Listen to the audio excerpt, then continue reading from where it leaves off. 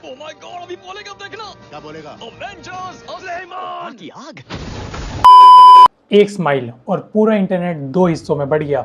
Avengers doomsday के trailer के आने के कुछ ही घंटे बाद सोशल मीडिया पे सिर्फ एक ही चीज ट्रेंड करने लगी कि ये हमारा स्टीव रॉजर्स नहीं है, ये कैप्टन हाइड्रा है जो कि डॉक्टर डूम के साथ मिला हुआ है। लेकिन रुको जरा, क्या मार्वल सच में हमें इतना सिंपल सा धोखा देगा या फिर हम सभी कुछ गलत समझ रहे हैं? ट्रेलर में स्टीव रॉजर्स दिखता है लंबे बाल, हल्की दाढ़ी और थॉर के सामने मुस्कुराता हुआ।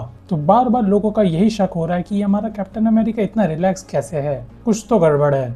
लोग कह रहे हैं कि ये नॉर्मल स्माइल नहीं है, ये स्माइल तब आती है जब आप किसी को धोखा देने वाले हों। हाँ, जैसे तुम्हारी एक्स ने किया था।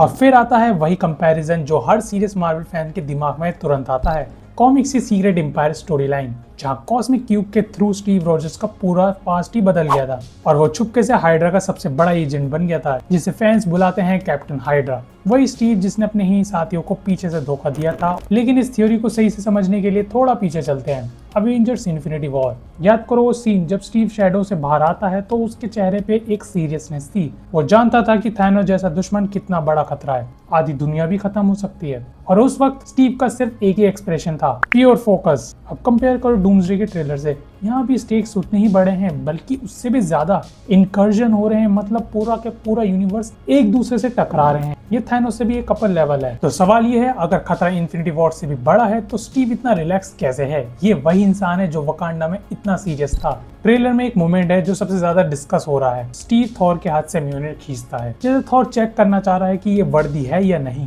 बट कॉमिक में कुछ ऐसा ही हो चुका है, जब मैडम हाइड्रा ने कॉस्मिक क्यूब का यूज करके म्योनिर की वर्दीनेस को ही रीराइट कर दिया था ताकि कैप्टन हाइड्रा उसे आसानी से उठा सके। वही सीक्रेट एम्पायर वाला सीन जहाँ हाइड्रा कैप खुद म्योनिर लेके आता है और सबको सदमे में डाल देता है। अब ये कॉमिक्स में बिल्कुल फिट बैठता है। लेकिन दोस्तों, एमसीयू की मूवी में म्योनिर की वैल्यू बिल्कुल अलग तरीके से बनाई गई है। याद करो अवेंजर्स एज ऑफ अल्ट्रॉन का वो आइकॉनिक पार्टी सीन। टोनी और रोडी अपने सूट के साथ आते हैं, पूरी ताकत लगाते हैं, ब्रूस भी ट्राई करता है, थॉर हंसते हुए देख रहा होता है और फिर स्टीव हल्का सा हैमर को हिला लेता है और थॉर का चेहरा उतर जाता है, क्योंकि उस छोटे से मोमेंट ने दिखा दिया कि स्टीव रॉजर्स सच में वर्दी है। और एंड गेम में जब कैप्टन म्योनिर को उठा लेते हैं, थॉर मान लेता है कि ये वर्दी है। ये सीन एमसीयू का सबसे बड़ा इमोशनल और ट्रस्ट बिल्डिंग मोमेंट में से एक है। तो अगर डूम्सडे में ये कैप्टन हाइड्रा डॉक्टर डूम की मैजिक ट्रिक से म्योनिर को उठा लेता है तो ये उस Age of Ultron and Endgame movie के उस सीन को डाउन कर देगा। और यही बात मैच नहीं करती। डूम के पास पावर्स हैं, ये सच है। हमने देखा है कि वो स्टॉर्म ब्रेकर को 2 उंगलियों से रोक लेता है, लेकिन म्योनिर को ट्रिक करना और म्योनिर को जनरली वर्दी होने देना, ये दोनों बिल्कुल अलग चीजें हैं। और एमसीयू जैसा फ्रेंचाइज जिसने कई साल इस हैमर की लेगेसी बनाई है, उसे उतनी आसानी से तो वेस्ट नहीं करने के। तो ये अगर मैजिक से नहीं हुआ तो फिर क्या है? मेरा मानना ये है कि हम सब एक गलत डायरेक्शन में सोच रहे हैं। ये स्टीव हाइड्रा नहीं है, ये हमारा ये वाला है। अवेंजर्स डूम्सडे की पूरी कहानी ही इनकर्जन पे बेस है, जहाँ मल्टीवर्स की अलग अलग रियलिटीज एक दूसरे से टकरा रही हैं। इसका मतलब ये है कि थॉर इस पूरी मूवी के दौरान कई अलग अलग रियलिटीज को क्रॉस कर चुका होगा और हर रियलिटी में एक नया स्टीव रॉजर्स होगा।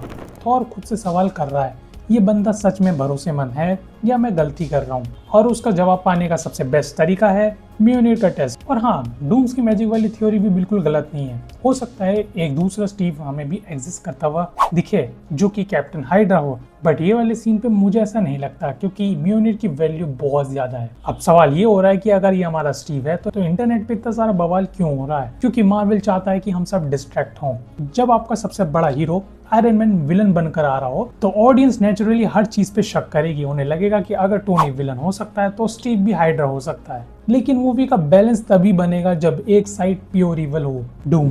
तो दोस्तों, ये थी मेरी थ्योरी इस वीडियो की। अब तुम्हारी बारी, क्या तुम्हें लगता है ये मल्टीवर्स वाला स्टीव है या फिर अभी भी तुम्हें ये कैप्टन हाइड्रा वाली पॉसिबिलिटी लगती है? कमेंट में अपनी अपनी थ्योरी जरूर लिखना, मैं उन सबको पढ़ूंगा। और अगर वीडियो पसंद आया हो तो लाइक कर देना। और डूम्सडे के और भी राज आने वाले हैं। मिलते हैं एक अगली थ्योरी